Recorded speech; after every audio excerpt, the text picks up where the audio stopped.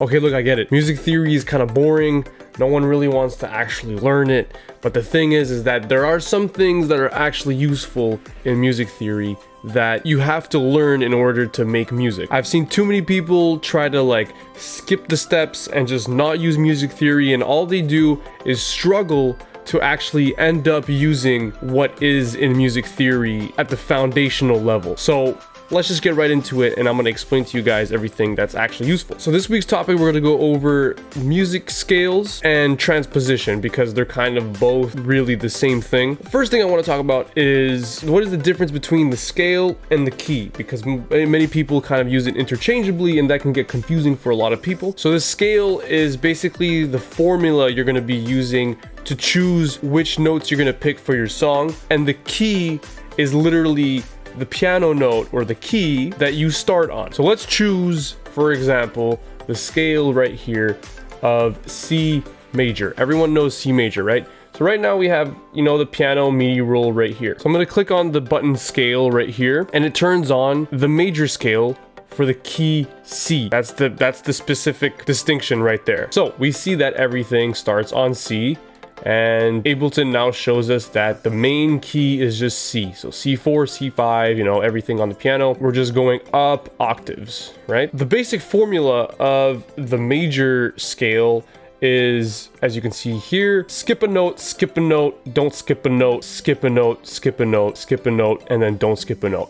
What we actually call them are steps. So this is a whole step, half step, whole step, whole step, whole step, and then half step back to C. So that's the basic formula of the major scale. Now, what I'm going to do is I'm going to change the key, and I'm going to change it to, let's say, C sharp. So the note right after, that is a half step after C, is C sharp, right? So let's change the key to C sharp major, and we'll see that everything moves up by one key. Boom.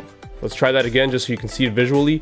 Let's just actually zoom in here, just so you see only one octave. So the entire scale from C sharp to C sharp, let's put it back to C major, it goes down by one. Everything goes down by one.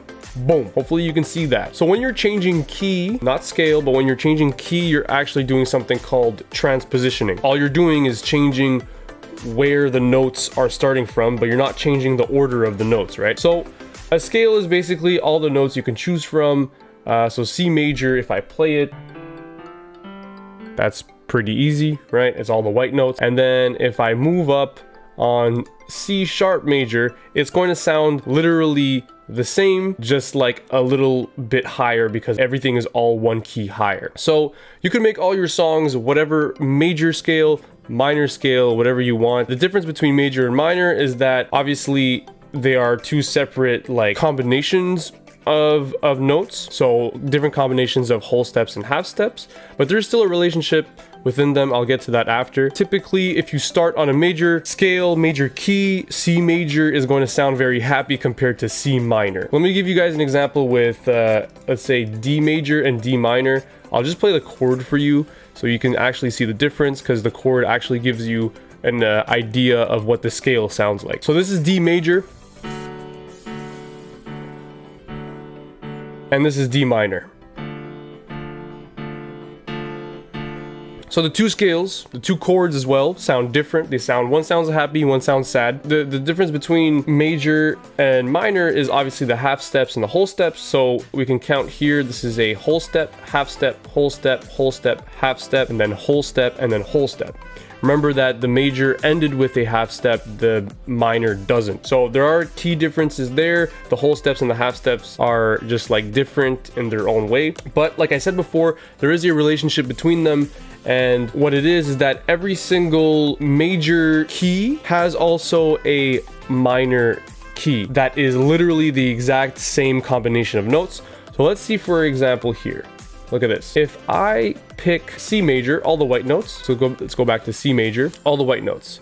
I'm going to take a screenshot of this and then show you side by side that it is literally the same exact thing as a minor. Maybe you can see it right now, but it is literally the exact same key. The difference is that in C major, you start on the C note and you go up the scale, and then in A minor, you start on the A minor. But technically, you can start on A in the C major scale and it'll sound like A minor. So every single major scale has a minor scale within it, or every single minor scale has a major scale within it as well. So I'm just letting you know these things because the major and natural minor scales have a relationship between each other, but you don't need to understand why. They just do. It doesn't stop you from making music. What I'd suggest now is that you'd actually go look up all these types of scales and start experimenting which ones you really like, and use the ones that you really like to make the music you enjoy making. I like a lot like the harmonic minor and the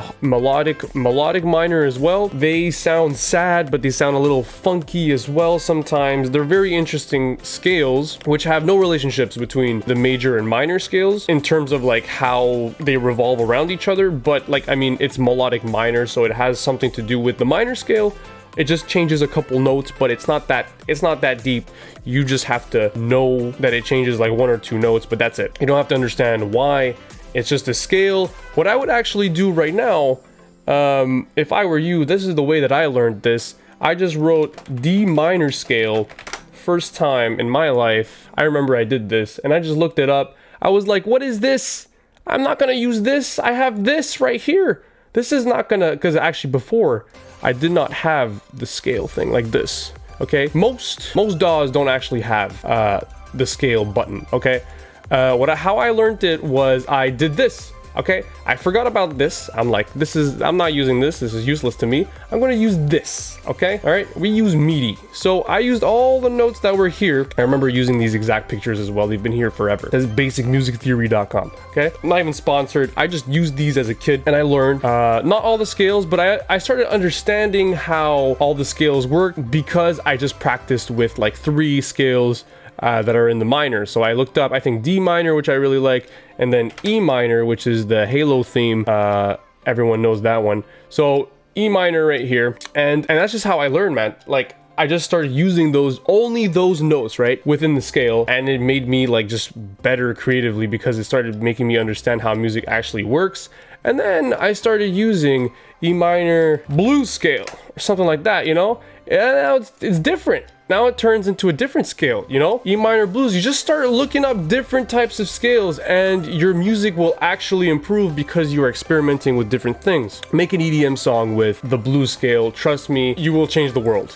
Like, you are doing something different. Minor blues, C minor blues, melodic minor, Lydian augmented, all these things you could use to improve your own music. That's what I'm trying to say. Now, let's go back to the original major and minor. That's what most music is made on anyways, but if you want to experiment, you can use all these like weird scales if you want. But let's go back to major and minor. So what happens when you move up by 1, C sharp, you transposition by 1, right? So let's grab a sample here, any type of sample, I don't really care. Would feel. Okay, let's just take this audio sample. I'm not even gonna play it. Actually I will. Let's see what it sounds like. So the thing is that, remember when I told you about whole step, half step? A half step is basically 1 semitone. A whole step is basically 2 semitones. I know it can get confusing, but it is what it is. Just think of half is 1 and then whole is 2. Just think of it that way. So I'm gonna click here and I'm gonna pitch it, right? When you're talking about pitch, when you pitch it up by 1 semitone, you are pitching up the entire audio by 1 half step. And then you can change the key of any song to whatever key you want. Now, if you really want to get jiggy with it, you can actually turn a major song into a minor song if you properly turn it into the major key that has a relationship with the minor key, and it sounds sad after that. That can maybe sound a bit complicated, but over time you will understand exactly what I mean if you experiment with the pitches. So 1 semitone is a half step, 2 semitones is a whole step, and then 12 semitones is an octave. That's all I got for you guys for today's video. Pitch it up, pitch it down, pitch it however you want. Make sure it's in the same key.